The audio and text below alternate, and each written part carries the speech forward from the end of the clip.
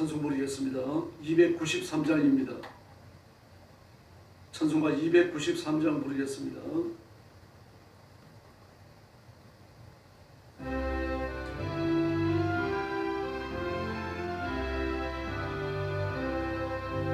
주의 사랑 비칠 때에 기쁨오네 근심 걱정 물러가고 기쁨오네 기도하게 하시며 희미한 것 멀리쳐 주의 사랑 비칠 때 기쁨오네 그 큰 사랑 내 맘속에 충만하게 비칠 때에 찬송하네 그 큰 사랑 내 맘속에 평안과 기쁨 주네 그 큰 사랑 주의 사랑 비칠 때에 이 세상은 아름답고 활기차게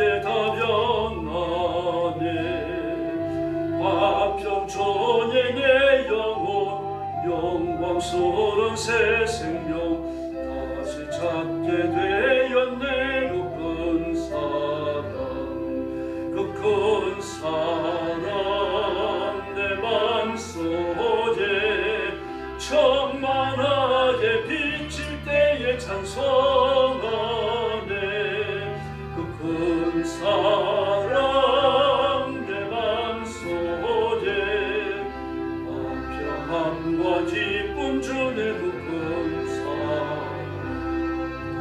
주의 사랑 비칠 때에 이 세상은 어둠 슬픈 춤한 집이 다 사라져 우리 도래하는 길 밝히 비춰주시며 복을 받게 하시네 그 큰 사랑 그 큰 사랑 내 맘속에 충만하게 비칠 때에 찬송하네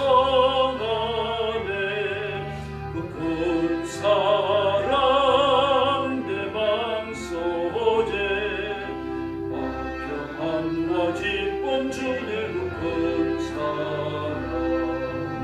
주의 사랑 비칠 때에 그 광채가 찬란하게 우리 둘러 비치겠네 세상 모두 이기고 천국 생활할 때도 주의 사랑 비치네 그 큰 사랑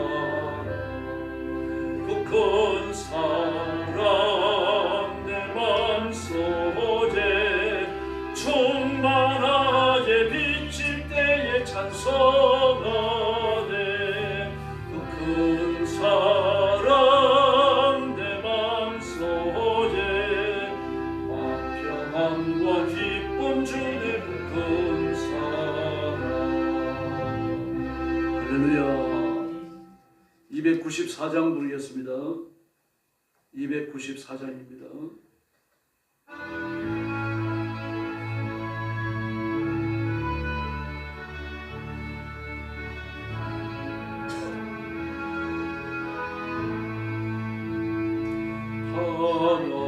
하나님은 외아들을 주시는 때까지 세상 사람 사랑하니 참 사랑이로다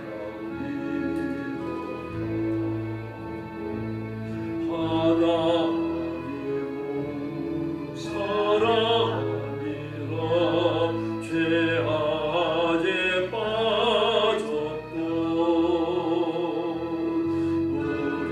우리까지 사랑하니 참 사랑하니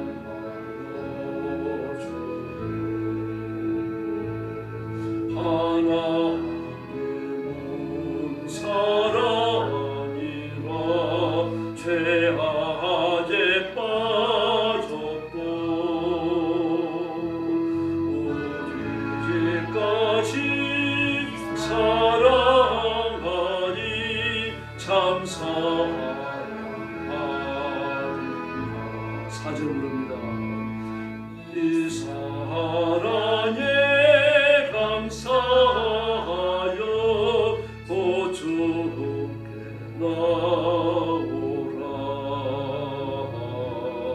온한 영혼 주께 맡겨 구원을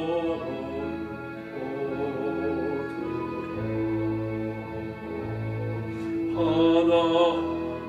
하나님은 사랑이라 죄악에 빠졌고 우리까지 사랑하니 참 사랑하니.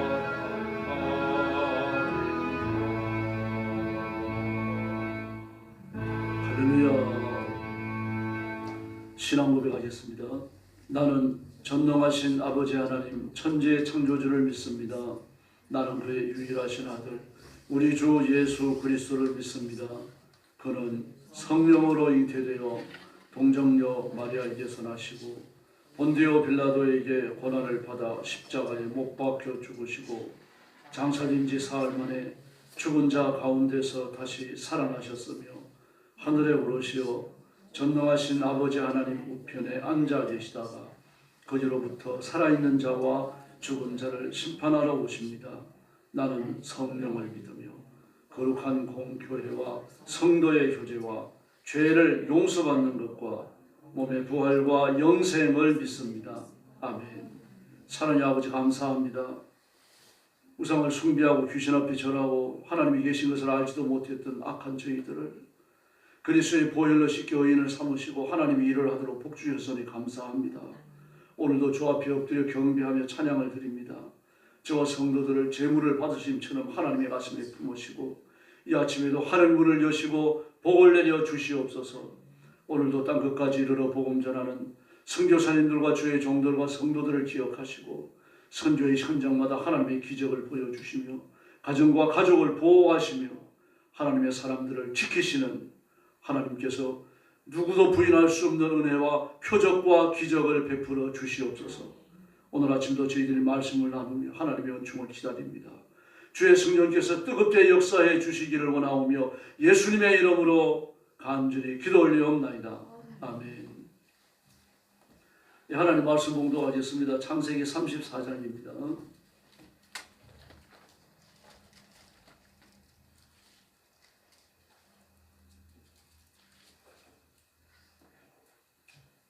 창세기 34장 1절 말씀부터 제가 먼저 봉독하겠습니다.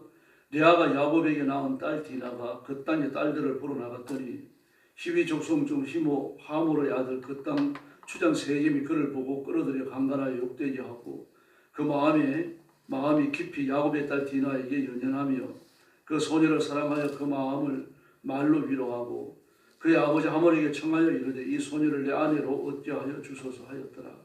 야곱이 그 딸 디나를 그가 더럽혔다 함을 들었으나 자기의 아들들이 들에서 목축함으로 그들이 돌아오기까지 잠잠하였고 세겜의 아버지 하몰은 야곱에게 말하러 왔으며 야곱의 아들들은 들에서 이를 듣고 돌아와서 그들 모두가 근심하고 심히 노하였으니 이는 세겜의 야곱의 딸을 강간하여 이스라엘에게 부끄러운 일 곧 행하지 못한 일을 행하였음이었더라. 하몰이 그들에게 이르되 내 아들 세겜의 마음으로 너희 딸을 연연하여 하니 원하건대 그를 세겜에게 주 아내로 삼게 하라. 너희가 우리가 통혼하여 너희 딸을 우리에게 주며 우리 딸을 너희에게 데려가고 너희가 우리와 함께 거주하던 땅이 너희 앞에 있으니 여기 머물러 매매하며 여기서 기업을 얻으라 하고 세겜도 디나의 아버지와 그의 남자 형제들에게 이르되 나로 너희에게 은혜를 잊게 하라. 너희가 내게 말하는 것은 내가 다 주리니 이 소녀만 내게 주 아내게 되게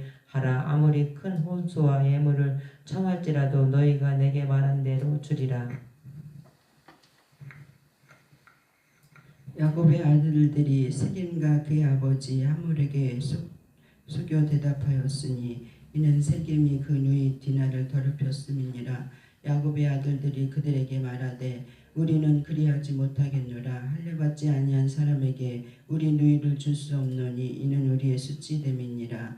그런즉 이같이 하면 너희에게 허락하리라. 만일 너희 중 남자가 다 할례를 받고 우리같이 되면 우리 딸을 너희에게 주며 너희 딸을 우리가 데려오며 너희와 함께 거주하여 한 민족이 되려니와 너희가 만일 우리 말을 듣지 아니하고 할례를 받지 아니하면 우리는 곧 우리 딸을 데리고 가리라. 그들의 말을 하물과 그의 아들 세겜이 좋게 여김으로 이 소년이 그 일 행하기를 지체하지 아니하였으니 그가 야곱의 딸을 사랑하며 그는 그의 아버지 집에서 가장 존귀하였더라. 하물과 그의 아들 세겜이 그들의 성읍 문에 이르러 그들의 성읍 사람들에게 말하여 이르되 이 사람들은 우리와 친목하고 이 땅은 넓어 그들을 용납할 만하니 그들이 여기서 거주하며 매매하게 하고 우리가 그들의 딸들을 아내로 데려오고 우리 딸들도 그들에게 주자. 그러나 우리 중에 모든 남자가 그들이 할례를 가정같이 할례를 받아야 그 사람들이 우리와 함께 거주하여 한 민족 되기를 허락할 것이라. 그러면 그들의 가축과 재산과 그들의 모든 짐승이 우리의 소유가 되지 않겠느냐. 다만 그들의 말대로 하자. 그러면 그들이 우리와 함께 거주하리라. 성문으로 출입하는 모든 자가 하물과 그의 아들 세겜의 말을 듣고 성문으로 출입하는 그 모든 자가 할례를 가지니라. 제3일에 아직 그들이 아파할 때에 야곱의 두 아들 디나의 오라버니 시므온과 메이가 각기 칼을 가지고 가서 몰래 그 성읍을 기습하여 그 모든 남자를 죽이고 칼로 하물과 그의 아들 세겜을 죽이고 디나를 세겜의 집에서 데려오고 야곱의 여러 아들들이 그 시체 있는 성읍으로 가서 노력하였으니 이는 그들이 그들의 누이를 더럽힌 까닭이라. 그들이 양과 소와 나귀와 그 성읍에 있는 것과 들에 있는 것과 그들의 모든 재물을 빼앗으며 그들의 자녀와 그들의 아내들을 사로잡고 집 속의 물건을 다 노력한지라. 야곱이 시므온과 레위에게 이르되 너희가 내게 화를 끼쳐 나로 하여금 이 땅의 주민 곧 가나안 족속과 브리스 족속에게 악취를 내게 하였도다. 나는 수가 적은즉 그들이 모여 나를 치고 나를 죽이리니 그러면 나와 내 집이 멸망하리라. 31절 같이 봅니다. 그들이 이르되 그가 우리 누이를 창녀같이 대우함이 옳으니까. 아멘. 예, 세겜성의 환란입니다. 예측하지 못했던 일이죠. 우리가 인생을 살다 보면 이런 일들이 타원사로 일어납니다. 어떤 고난은 예측을 하는 고난도 있죠. 그러나 우리가 대부분 겪는 어려움들은 예측하지 못했던 겁니다. 지금 우리나라도 위기와 환란을 앞두고 있죠. 아마 앞으로 경제적 풍파가 거세게 몰아쳐옵니다. 이제 경제 전문가들은 우리가 앞으로 IMF 세계 그 은행에서 옛날처럼 구제금융을 얻어 써야 될 그런 위기가 올 걸로 예측하고 있습니다. 실제적으로 환율은 1,500원을 넘었죠. 만약에 1,600원을 넘게 되면 아파트 값이 곤두박질 칠 걸로 보고 있습니다. 다시 말해서 전 국민들의 재산이 우리 의사와 관계없이 몇십 프로 깎아져 내려가는 거죠. 실제로 돈 있는 사람들은 그걸 사모으거나 돈을 달러로 바꿔서 외국으로 도피시키고 있습니다. 예측대로 환란이에요. 이렇게 물가가 또 올라갑니다. 물가는 올라가고 가진 돈의 양은 줄어들고 이렇게 인플레가 오게 되는 거죠. 나라 경제가 심각한 위기에 직면합니다. 이게 기업하는 사람들이 장사를 잘못해서 그런 게 아니고 정치가 오류에 빠졌기 때문입니다. 법을 잘못 만들었기 때문이죠. 노조를 잘못 다루었기 때문입니다. 바로 이런 일들이 예측을 가능하지 않은 그런 위기와 연결이 되어지는 겁니다. 피할 수 있는 것이었죠. 피하지 못했던 이유가 뭡니까? 정치적 이익을 따라 움직이기 때문입니다. 눈앞의 이익만 따라가는 거죠. 이게 문제입니다. 그러나 지금 야곱이 겪고 있는 것은 영적으로 보면 예측 가능했던 겁니다. 그러나 실제적 상황에 보면 예측할 수 없어요. 하나님 그렇게 오래 살다가 이제 외국에 온 거잖아요. 외국에 오면 모든 것이 문물이 신기할 수밖에 없는 겁니다. 같은 동남아라 그래가지고 문화가 똑같은 건 아니거든요. 뭐 일본이나 우리나라나 중국이나 몽골이나 또 여기서 가까운 동남아 가까운 것들은 거의 비슷한 문화예요. 한국 문화권은 그 비슷한 유교의 영향을 받기 때문에 문화권이 비슷합니다. 그러나 가보면 전혀 달라요. 삶의 양식이 다른 거죠. 시베리아로부터 시작되어진 무속신앙, 무당이 나와서 뭐 이렇게 굿하고 점치고 푸닥거려 하는 이런 신앙은요, 그 원류가 시베리아입니다. 그런데 그 사람들은 어디서 왔습니까? 아프리카에서 올라오거든요. 아프리카 토속 신앙을 가진 사람들이 올라와서 시베리아에 머물면서 그 가졌던 토속 신앙들이 그렇게 샤만 신앙으로 발전하는 겁니다. 이게 이제 더 나아가서 몽골에서 우리나라로 내려오고 알래스카로 건너가가지고 북미에서 남미까지 내려갑니다. 지구의 절반 이상이 샤만 문화, 종교적으로 보면 토속 신앙에서 벗어나지 못하고 있는 거죠. 동남아라고 해서 그런 토속 신앙이 없습니까? 있습니다. 있지만 샤만 문화와는 좀 다르죠. 무당이 나서가지고 점을 치고 뭐 구슬하고 점을 치고 뭐 악한 영들과 교통을 하고 이런 것들과는 좀 다른 형태를 가집니다.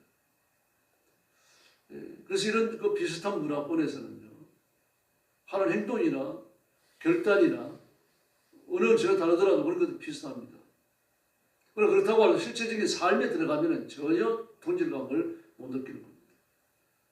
더구나 그 디나는요, 그 하란 생활의 그 중반을 넘어섰을 때 디나를 낳잖아요.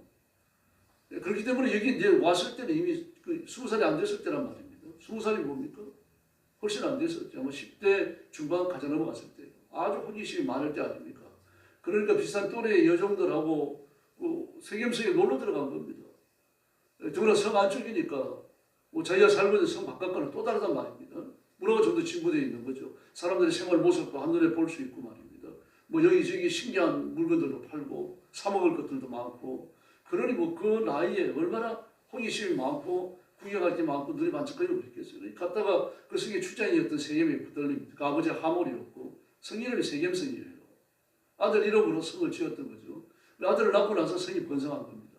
그래서 아들의 이름으로 성 이름을 지칭해버렸어요. 근데 하몰은 상왕이고 실제로 통치력을 행사하는 왕은 세겜인 거죠.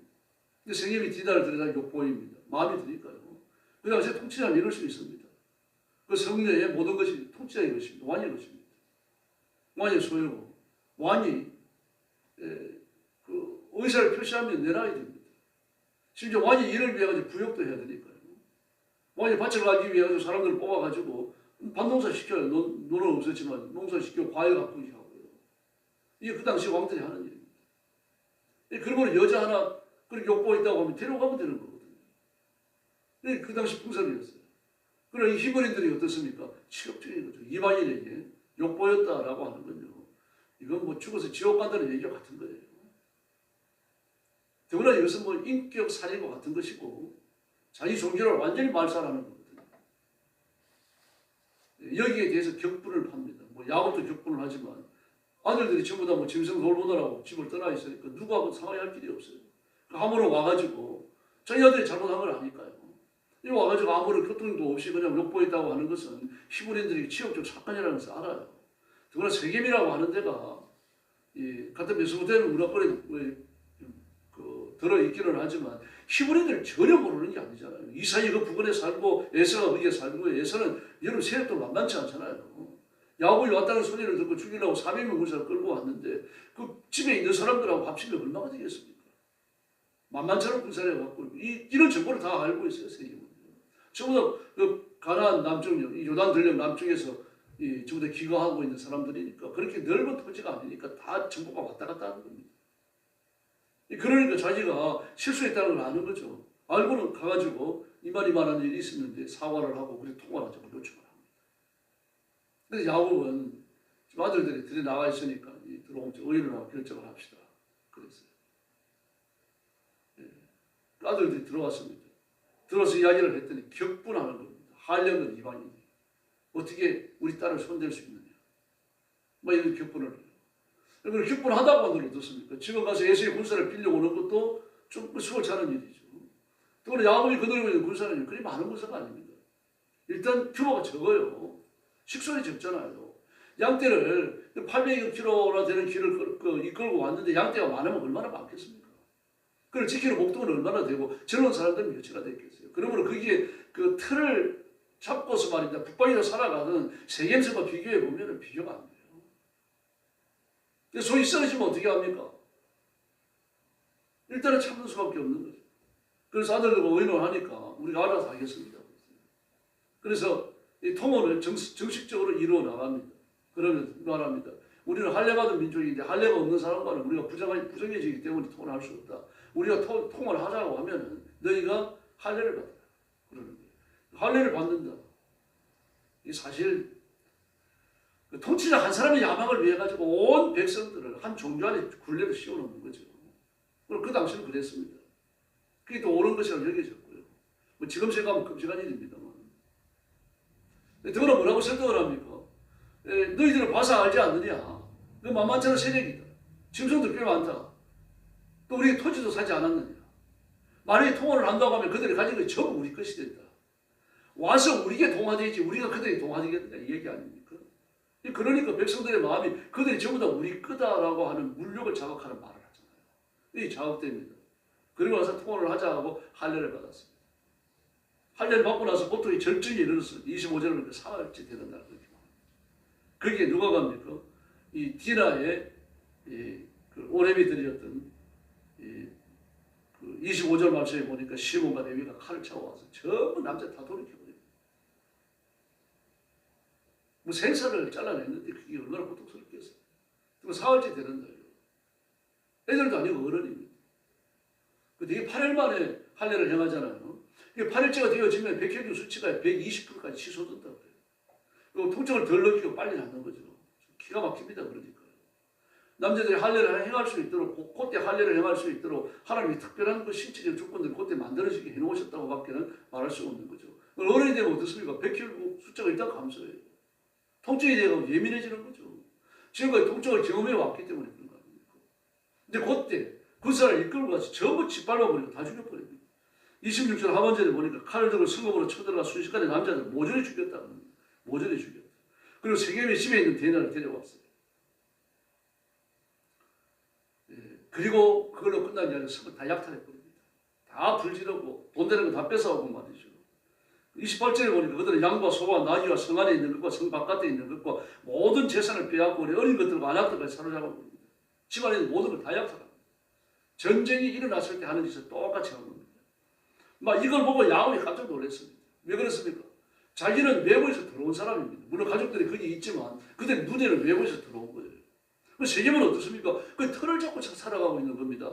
다시 말해서 그 사람들은 뭘 갖고 있습니까? 가나안 동맹을 갖고 있는 거예요. 그 야곱은요, 그 동맹이 들어있지 않습니다. 아버지는 아직 안 돌아가셨고 형도 아직 건재하고 있어요. 그러나 그들과 연합해서 세력을 형성한다고 하는 것도 쉬운 일이 아닙니다. 야곱은 그들과 동맹을 다시 말해서 그 형과 아버지의 집안을 의지할 생각도 없는 거예요. 지금. 오직 자기가 대적해야 된다고 생각합니다. 쉽지 않은 일이죠. 여기에서 오는 스트레스와 고통이 많습니다. 그 30절에 보니까 너희는 나를 오히려 더 어렵게 만들었다. 이제 가나안 사람, 브리스 사람, 여기에 사는 사람들, 가나안에 적었던 7족속 이상이 있었죠.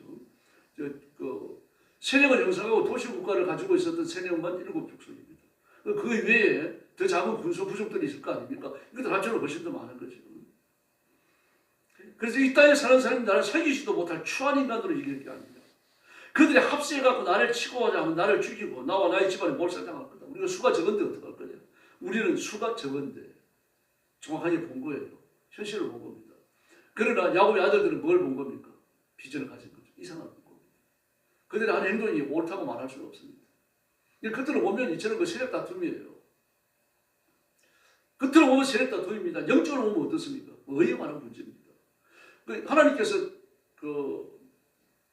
창세기 28장 베델의 시험을 통해 갖고 야곱이 요청하기 전에 먼저 말씀하시잖아요. 내가 너희 가는 길에 함께 하겠다.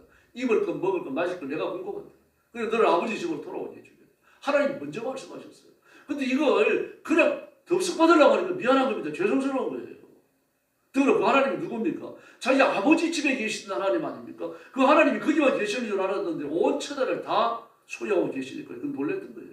그 크신 하나님의 은총을 공짜로 읽는다는 것이 죄송스러우니까 뭐라고 말합니까? 하나님이 말씀하셨던 그 은혜를 저한테 주신다면 저는 그 아버지의 집으로 돌아올 때 여기에 와서 하나님 앞에 제사를 한 번 더 드리겠습니다. 그리고 제 소득이 10의 1조를 하나님 앞에 드리겠습니다. 그 약속을 분명히 합니다. 그리고 오자마자 베델로 가야죠. 왜 숫곳으로 갑니까?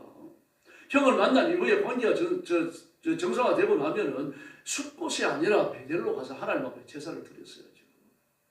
32장에 가면 36장 5장에 가면 이걸 이렇게 깨닫습니다. 갈라디아서 6장 7절에서 뭐라고 합니까? 사람이 무엇으로 심든지 그대로 거두리라 그랬던 거죠. 지금 하나님께서는 지금 야곱을 체험하고 계시는 거예요. 이 고통스러운 환경을 하나님 허락하시는 겁니다. 마귀가 야곱의 가정을 짓밟기 위해 가지고 지금 시험하고 있는 거죠. 왜 그 가정을 시험합니까? 야곱이 그 여자의 한시입니다. 그 야곱의 선택은 요셉을 이어갈 거예요.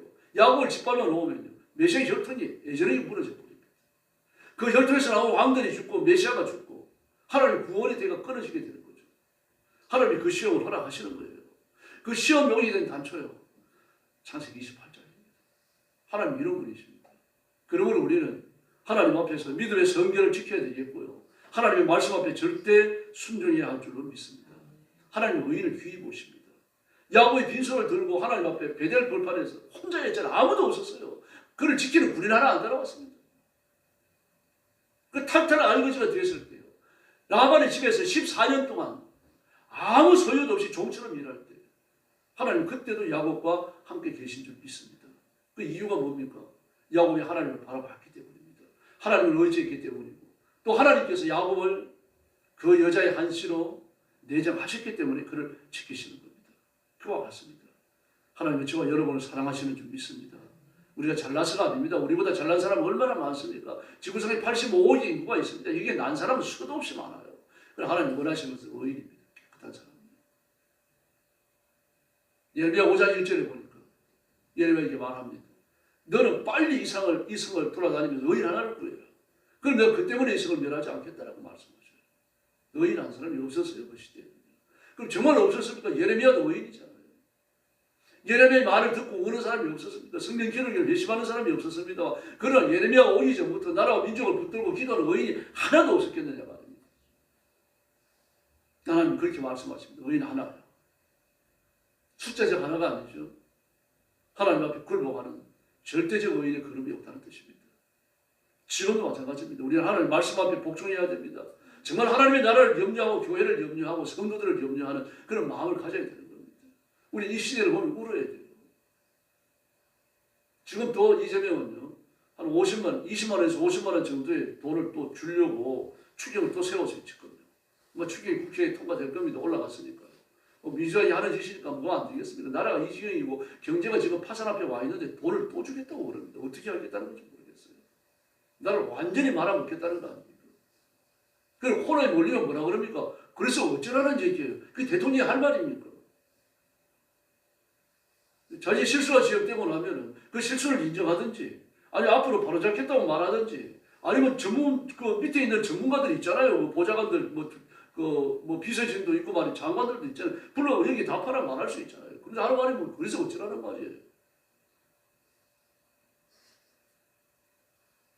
대통령 잘못 보면 책임을 백성들이 같이 져야 돼요. 그래서 우리는 울지 않을 수가 없는 거예요. 김춘추가 나당연합군을 만들어서 백제를 멸망시키려고 그 고을에 얼지문덕을 찾아가잖아요. 얼지문덕을 찾아가서 우리가 힘을 합쳐갖고 백제를 무너뜨리고 나라를 나눠갔단 말이에요. 그랬더니 그 얼지문덕이 술을 한 잔 벌하면서 그렇게 막 허허 웃습니다. 얼지문덕이 통이 굉장히 큰 사람입니다. 그 역사를 보면요. 우리가 이 조그마한 땅에서 이렇게 지지고 먹지 말고 너와 백제와 내가 힘을 합해가지고 중원에 당을 치자. 그럽니다. 김춘추가 깜짝 놀래요. 어떻게 당을 치느냐. 그렇게 하늘 같은 나라를. 김춘추는 사람이 좋아해요. 그러니까. 신라에서 컸을지 모르지만. 그래서 가만히 가둬버립니다. 그런데 그날 밤에 그의 신복부가 그를 탈출시키죠. 탈출시켜가지고 그 밤에 그 당을 찾아가, 이세종을 찾아갑니다. 그리고 그게 나당연합군이 형성되어져요. 그리고 그는 바닷길로 돌아와가지고 이 신라로 들어갑니다. 나당연합군이 어느 길로 들어올지 아주 계획까지 다 세우고 내려와요. 그리고 그 소문이 날 거 아닙니까? 신라 안에서 지금 김춘추 혼자만 아는 건 아니잖아요. 지금 설충도 그 의자왕한테 잡혀와 있어요. 백제예요. 설충도 잡혀와 있는 거죠.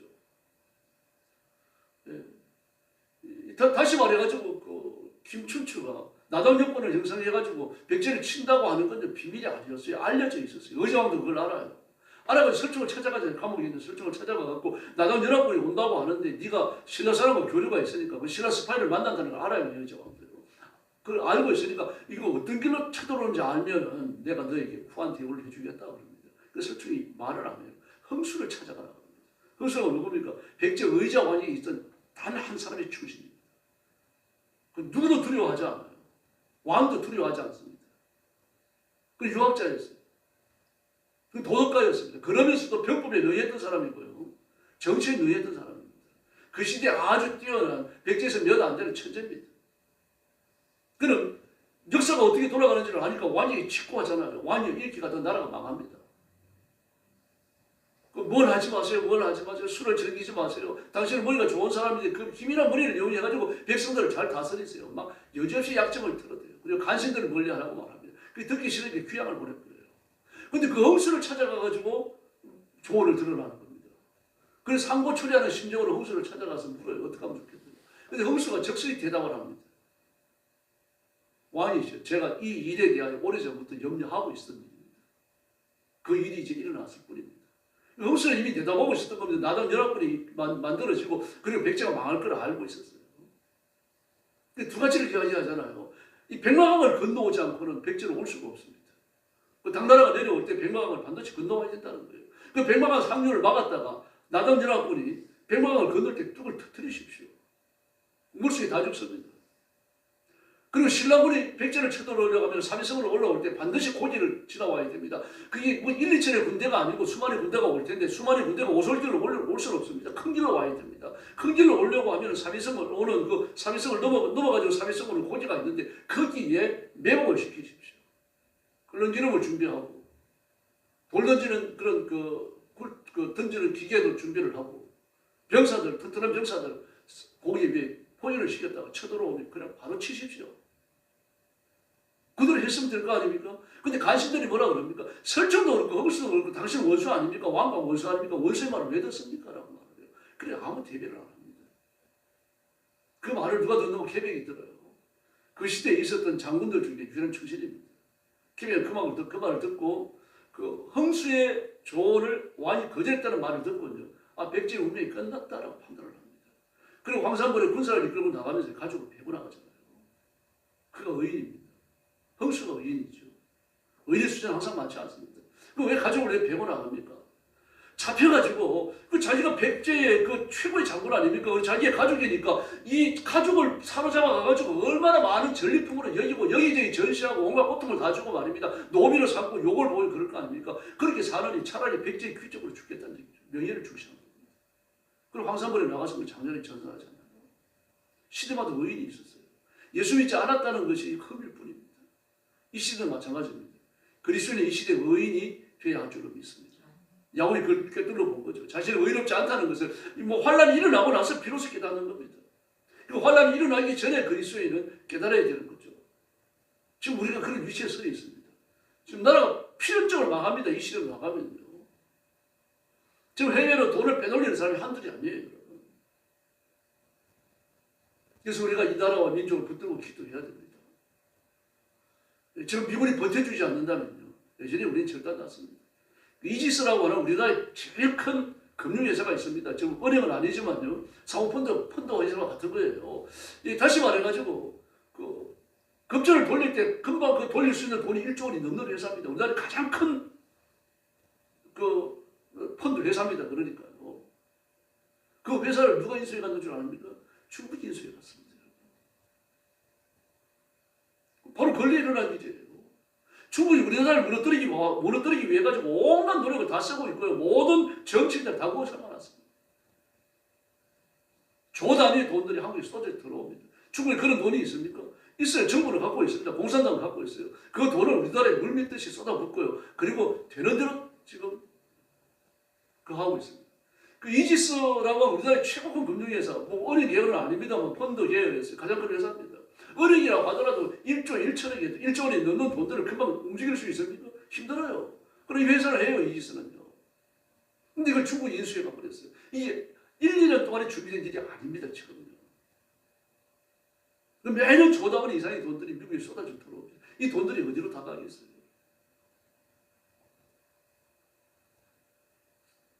근데 이런 일들에 대해 가지고 메스크는 말 한마디 합니까? 아무 말도 안 해. 중국이 어떤 위치에 있는지 말도, 이란이 어떻게 그 트럼프에 의해 가지고 완영하고 있는지 한마디 말도 안 합니다.